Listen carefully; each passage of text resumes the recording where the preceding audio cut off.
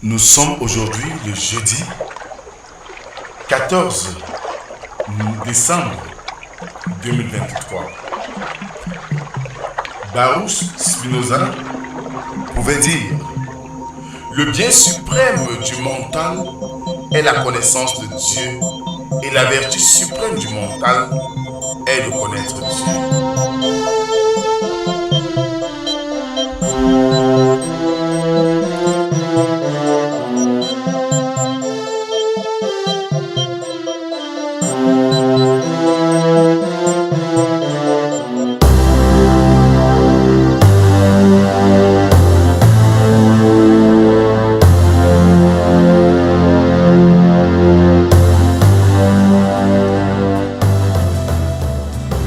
Bien-aimés dans le Seigneur, bonjour et bon réveil matinal.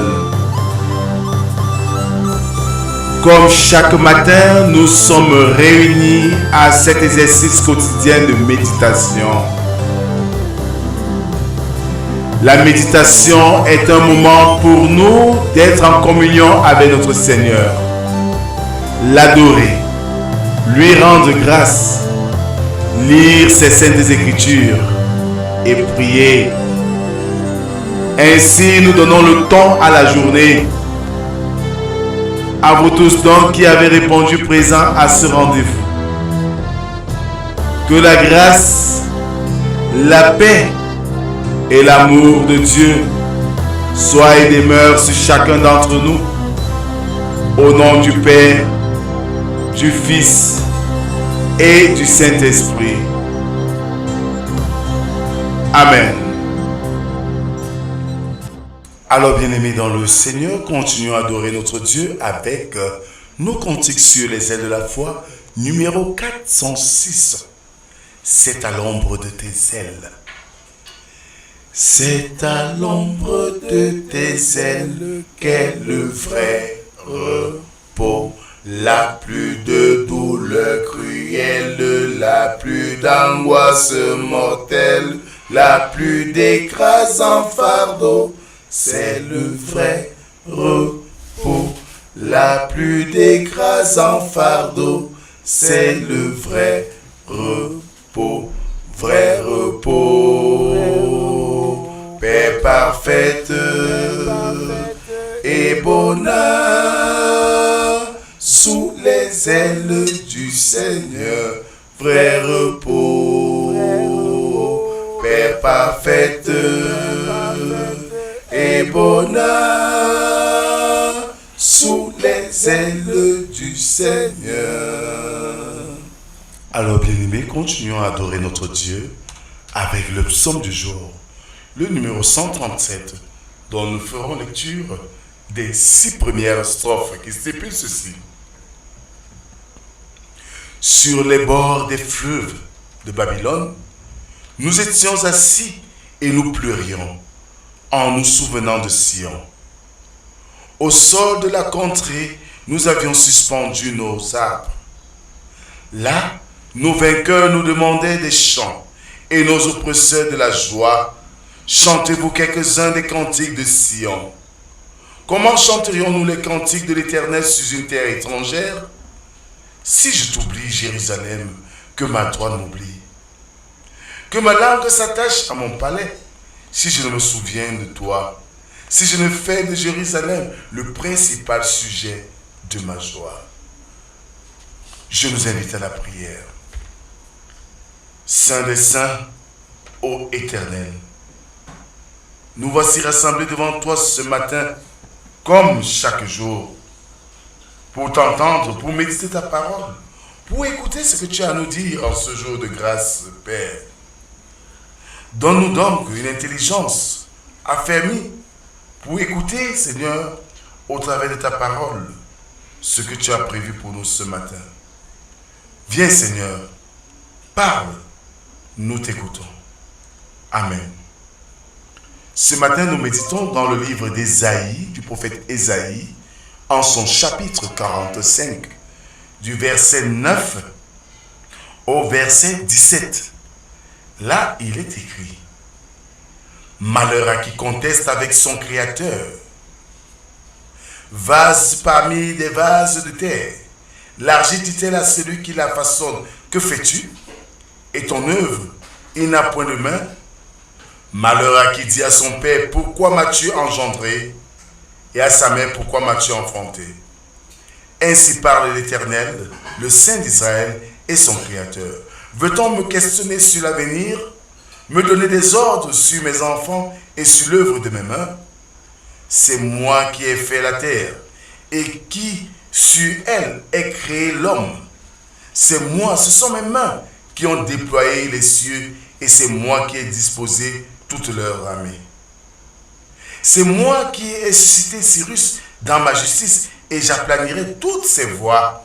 Il rebâtira ma ville et il libérera mes captifs. Sans rançon ni présent, dit l'Éternel des armées. Ainsi parle l'Éternel. Les gains de l'Égypte et les profits de l'Éthiopie et ceux des Sabéens à la taille élevée passeront chez toi et seront à toi. Ces peuples marcheront à ta suite, ils passeront enchaînés, ils se prosterneront devant toi et te diront en suppliant, c'est auprès de toi seulement que se trouve Dieu, et il n'y a point d'autre Dieu que lui. Mais tu es un Dieu qui te cache, Dieu d'Israël sauveur. Ils sont tous honteux et confus, ils s'en vont tous avec ignominie, les fabricateurs d'idoles. C'est par l'Éternel qu'Israël obtient le salut, un salut éternel. Vous ne serez ni honteux, ni confus, jusque dans l'éternité. Amen. Bien-aimés, à l'écoute de ce texte, tout ceci est appliqué dans le Nouveau Testament à notre Seigneur Jésus-Christ.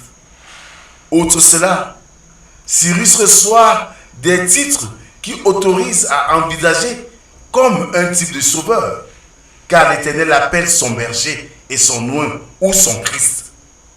L'œuvre même de Cyrus, œuvre de jugement sur les ennemis de Dieu, œuvre de miséricorde envers le peuple élu, rappelle le ministère tout entier du Rédempteur de nos âmes, en sorte que les promesses et les déclarations magnifiques contenues dans ce discours prophétique ne se rapportent peut-être que d'une manière incidente à la captivité de Babylone. Le sens général en serait donc la gloire de Dieu au sein de son peuple et au milieu du monde. La délivrance des élus et la condamnation des méchants. Par là, l'oracle ne se serait véritablement réalisé qu'en Jésus-Christ, à quoi il faut ajouter que même en Jésus-Christ, la réalisation n'est pas encore arrivée à sa plénitude. Et c'est pour cela que nous avons souvent dit que l'Ancien Testament n'est que la préfiguration du Nouveau Testament. Bien-aimés donc, à la fin de ce texte, retenons l'amour de Dieu pour l'humanité entière, le désir de Dieu de sauver l'humanité, et faisons tout pour être de ceux-là que Dieu cherche, que Dieu veut garder pour lui, pour sauver de la souffrance du monde et du châtiment à venir. Bien-aimés, le Seigneur nous aime d'un amour incomparable. Que le Seigneur bénisse en nous la méditation de sa parole et qu'il nous aide surtout à la mettre en pratique. Amen. Merci Seigneur pour ce message que tu nous délivres ce matin et qui nous montre de manière indirecte par ce texte la puissance et la mission de ton Fils Jésus-Christ qui vient dans le monde pour nous sauver. Oui, le Sauveur du monde que nous attendons et que nous allons fêter avec faste dans quelques jours. Mais cette célébration ne se limiterait pas sur les beuveries, sur du manger, du boire, mais elle se limiterait aussi, elle s'étendra aussi ou commencera par notre attachement à Dieu et notre désir de le rencontrer dans le chemin de la vie. Seigneur, donne-nous véritablement d'expérimenter cette rencontre avec toi et de chercher ton visage afin que tu nous éclaires, tu nous illumines et que tu nous montres le chemin qui mène vers toi. Bénis Seigneur ce jour que tu as créé. Bénis-nous dans nos œuvres, dans nos allées et venues et accorde-nous la grâce d'œuvrer, pas seulement pour nous, mais d'abord pour ta gloire. C'est au nom de Jésus-Christ, ton Fils, que nous t'avons ainsi prié, lui qui nous a appris à te dire, notre Père, toi qui es aux cieux, que ton nom soit sanctifié, que ton règne vienne, que ta volonté soit faite sur la terre comme au ciel. Donne-nous aujourd'hui notre pain de ce jour. Pardonne nos offenses, comme nous pardonnons aussi à ceux qui nous ont offensés. Ne nous soumets pas en tentation, mais délivre-nous du mal. Car c'est à toi qu'appartiennent le règne, la puissance et la gloire pour les siècles des siècles. Amen. Bonne journée à tous et à demain si Dieu le veut. Shalom.